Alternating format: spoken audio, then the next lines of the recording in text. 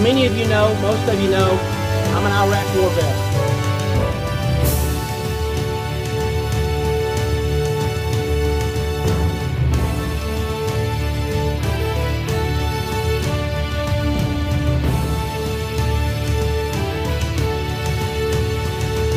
Nearly 6 years ago, when 9/11 happened, I was a veteran.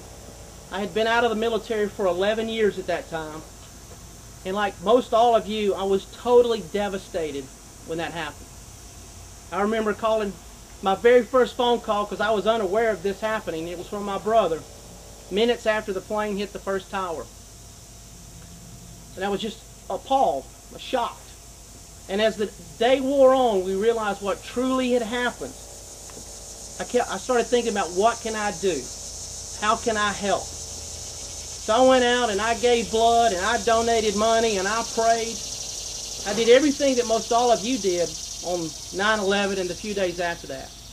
And the one thing that I kept coming back to, that I had the ability to do that a lot of people did not, is to go back into the military.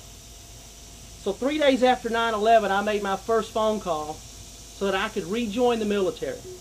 My only option as a 39-year-old was to rejoin the National Guard. I had been in the National Guard when I was in college, and I'd been on active duty for 3.5 years after college. 6 weeks later, I was back in the National Guard, and a little over a year later, I was mobilized for what I thought was a tour in Iraq. Unfortunately, someone said we had mission accomplished, and we were redirected. And I was sent to do a Homeland Security mission. And I did that Homeland Security mission to finish out that tour.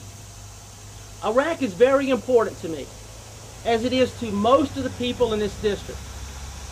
And I think that someone who understands Iraq and someone who's been to Iraq should be representing the people of this district, not someone who has not been.